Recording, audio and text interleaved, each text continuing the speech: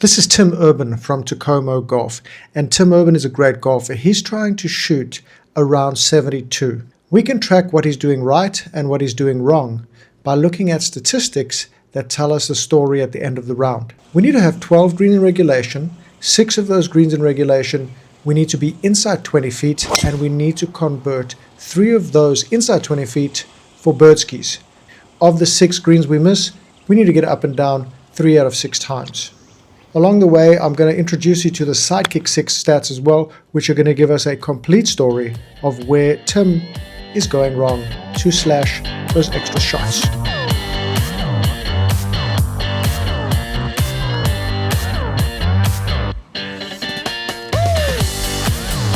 Not much in it. One of the most important numbers in the Sidekick 6 stats is the game inside pitching wedge range. We're talking 30 yards all the way back to a full pitching wedge. We see this area of the game as its own par 3 course. So you're keeping a score of that. You want to be level par or as close to level par in this imaginary par 3 course as you can, especially if you're trying to shoot scratch. A bit long, a bit left of the green.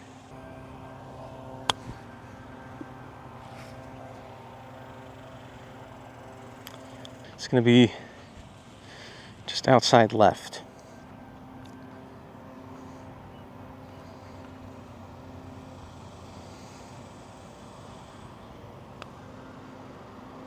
Whoo! Good catch hole.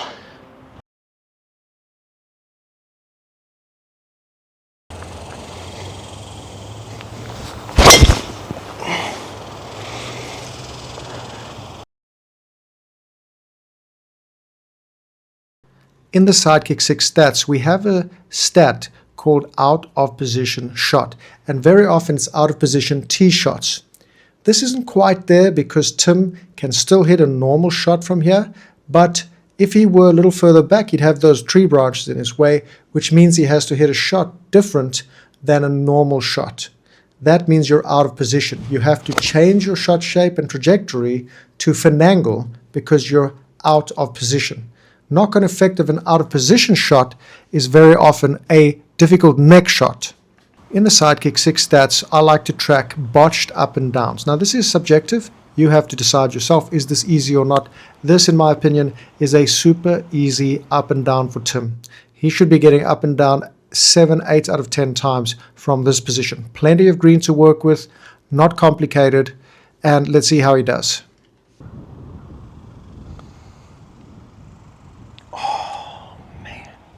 It's a good roll. Just didn't break.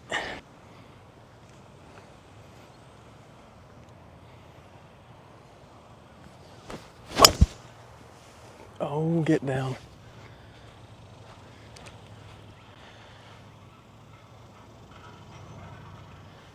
Now we see a real good example of getting out of position. He's taken a safe shot and he's hit it into a place that's next to a fence.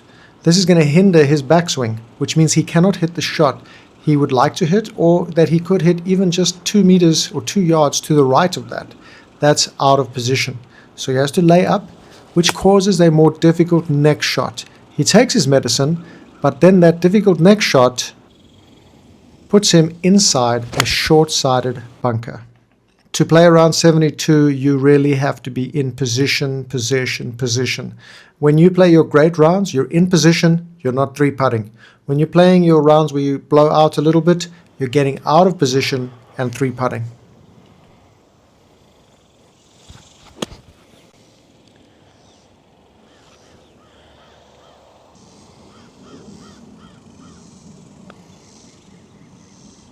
Oh man, I got scared.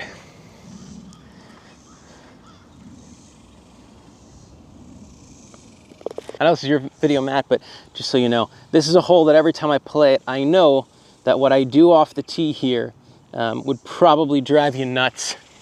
I've hit the ball into that house on the left more times than I care to admit. Tim believes I might not want to do this play, but I think his driver is one of the best clubs in his bag, and in the way of the player, you have to use your best clubs.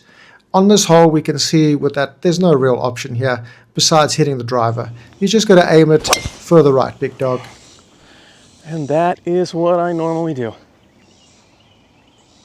Holy cow, I got the bounce of a lifetime. Matt, I'm basically where I would have been if I just hit an iron off the tee, except I took the scenic route of hitting that metal fence. I mean, realistically, I should be dropping or hitting a third off the tee, but here we are. Tim got very lucky by hitting the fence and ricocheted in. If the ball had gone out of bounds, he would have had to take a penalty shot on the tee that adds 2 shots to his score. Penalty shot tracking is very important, and then important to ask the question, why did that happen? Tim talked himself into that shot, and luckily it ricocheted in, otherwise he's adding 2 shots to his score. He just needs to look at why this happens and then do something a little different. The reason 20 feet is such an important number is that's where like 85% of birdies are rolled in from, maybe 90%. And the more you can get inside 20 feet, the better. Now, Tim hits the ball really close, even on par 4s, but you're going to have 4 or 5 par 5s on your course where there's going to be great opportunities with chips and pitches to get that ball inside 20 feet to make more birdskis. That's why par 5s are always a target hole, especially if you want to shoot 72.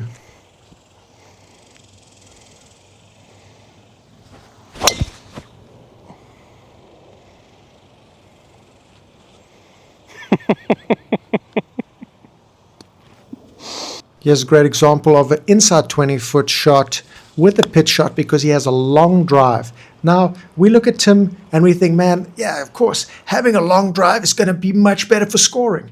But Tim is a strong guy. Tim works out. Tim practices his golf. He's a full-time Tacoma presenter. So he's playing tons of golf. He's working on his swing. He works out. This man is not a slob. He is a fit individual. And that's why he's able to swing faster, and that's why he's able to hit the ball further.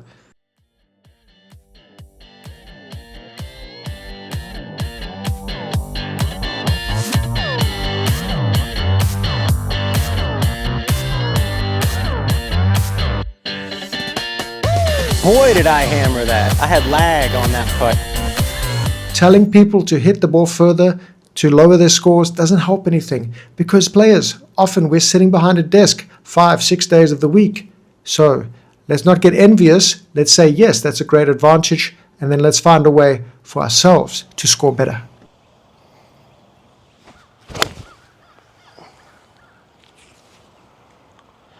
Keep fading.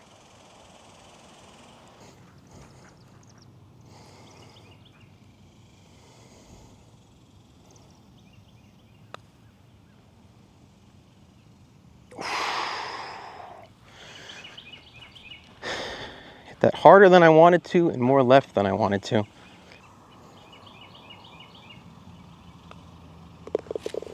Okay.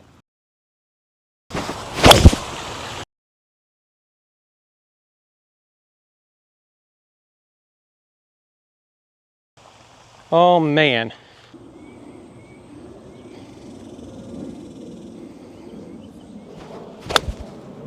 And I pushed it.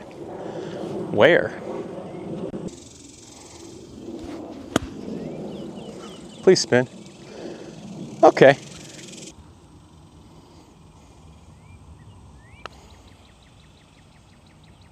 Oh, if you just hit it.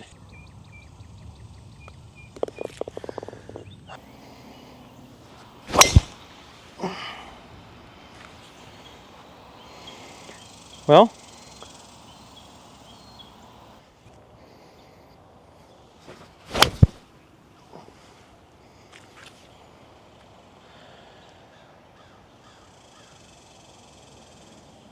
going into the grain up here, so it should stop kind of quickly.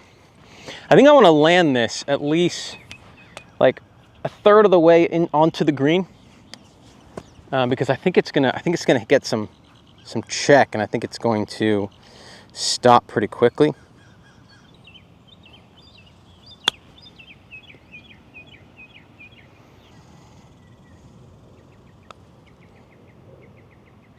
And I would have if I would have hit it with any kind of conviction.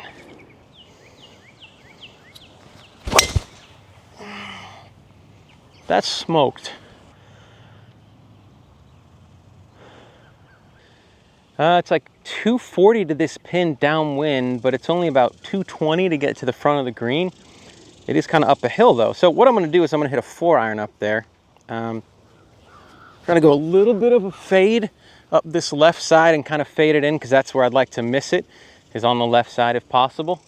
And really, regardless of how far you hit the golf ball, how much people talk about distance helping your game, Tim is covering 1,200 yards with 4 shots over 2 holes. And yet, you would expect him to walk away with 2 birdies, or 1 birdie, 1 par. Unfortunately, because of the short game, it's always the short game. Doesn't matter what your handicap is. He walks away with 10 shots over these 2 holes. That should be -1 guaranteed. In fact, with his length and his talent, I think he should be shooting 2 under par on the par 5s on this golf course every time. You may be wondering, okay, so you say it's the short game, Matty Boom Boom.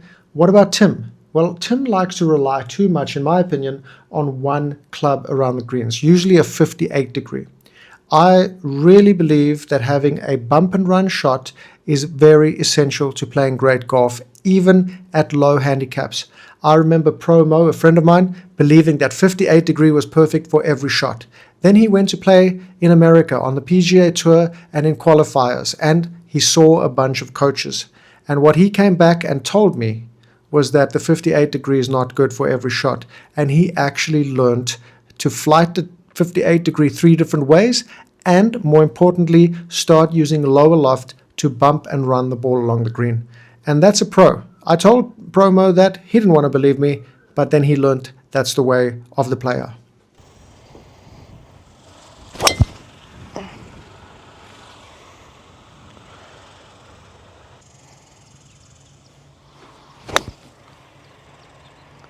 Okay, now just kick left. Now I see Tim on the green doing like some form of aim point. I believe that if you're going to do aim point, you should do aim point. You should do the full process. I don't think it's worthwhile just feeling the slope, because we're not making many putts here. The putts are hit well, and they're hit on the line they're intended, which means if you're going to use the aim point, at least calibrate with the slope. Get yourself the digital level, work out how it feels. Hey, you might not want to do the full thing during your playing of rounds, but at least if you have the background, you can make some educated guesses. I believe Tim is just kind of feeling the slope, which is fine, but now we need a more accurate read because he's hitting the putts at a good pace.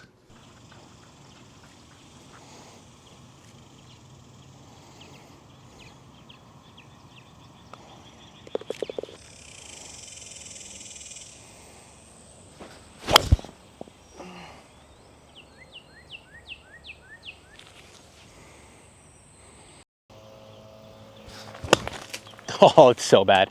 That's so bad. Stay out of the bunker.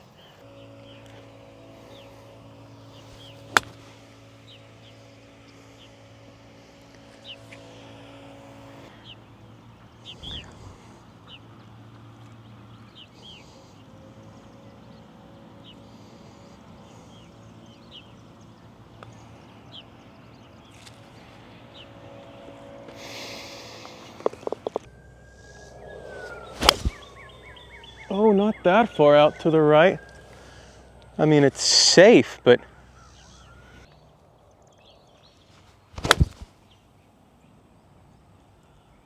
Oh boy.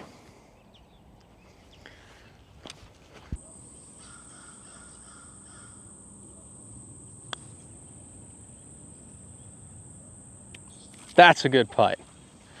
That's a good putt.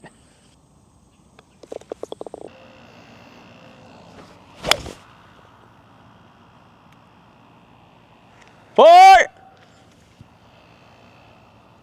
Pretty decent lie here. Should be able to get to the back of the ball. I want to fly this a good distance. I've kind of realized so far these are rolling out a bit. Or not rolling out a ton, so I want to land this a little over halfway there if I can.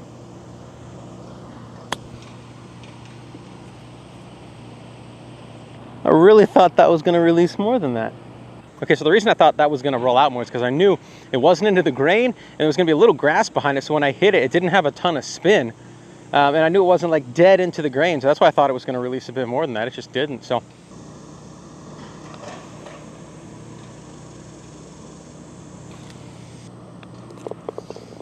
I got a par 5 here. It's not super long, so if I hit a decent drive, I should be able to get at this green in 2. Oh, that's more left than I wanted. Now I could just punch it out here to the right, and that's probably what you'd tell me to do, but there's kind of an opening here. It's just a punch shot. So what I'm gonna do is I'm gonna go 5-iron and just hit a low punch 5, and it should kind of roll up there and might even get up there on the green. So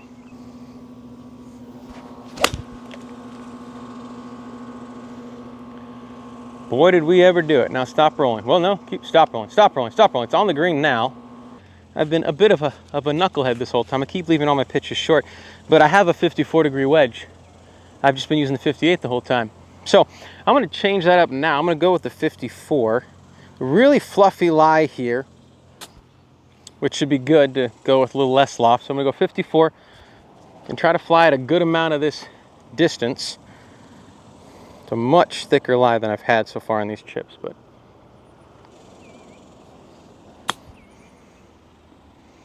yeah, that just came out dead out of there. I needed to swing so much harder. So much harder.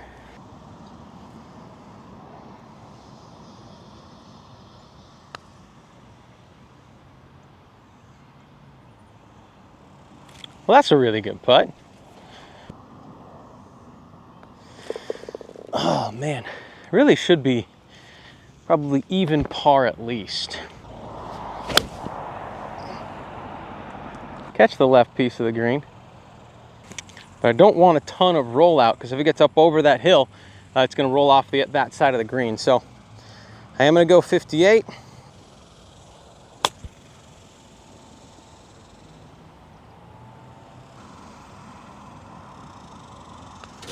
Oh wow, that shot left off the face. I'm going to try to ignore that because I'm not sure what just happened. Another important stat in the Sidekick 6 is the 3-putt. 3-putts are going to happen, but if you want to play around 72, you can have one every 2 or 3 rounds, maximum. So you really need to be 2-putting. Tim's 3-putts come out of nowhere. It's not like an 80-foot putt or a 60-foot putt where you could expect to maybe 3-putt every now and then.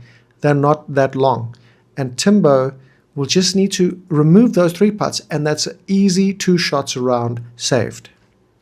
But how does Tim do that, right? A lot of people are talking themselves out of putting. They're talking themselves into missing putts. I know for a fact that Tim talks himself out of making a lot of putts. He thinks he's a bad putter. He's not a bad putter because he has the touch everywhere else around the golf course. So if you can hit a driver the way he hits a driver, if you can hit irons the way he compresses irons, you can putt, right? It's completely in the head. We can say, yeah, touch is not the same as the long game, but it really is. It's hand-eye coordination. It's the club face control. It's distance control. He has all those things in his other clubs. Come on, Timbo. You're a putter. 360 up the hill. I've never been this far up it ever when I've played this hole. There's a stump way back there, and I'm normally somewhere on that. Okay, so we just got to punch this out to the right. Over to that side, give ourselves a shot in with the 3rd.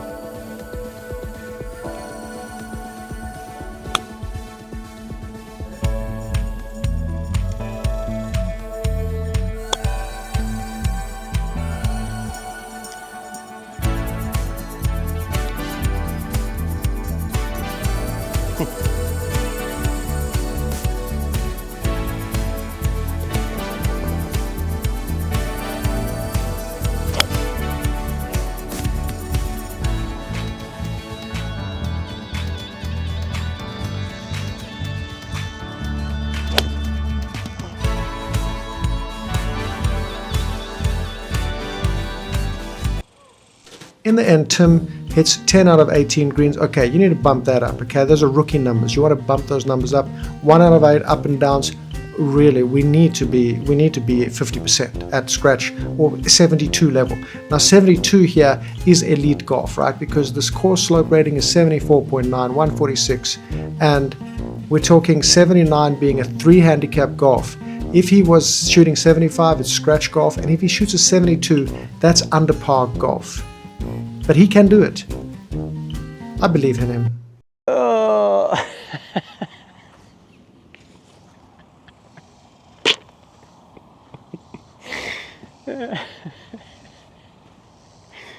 Well, have fun with that, Matt.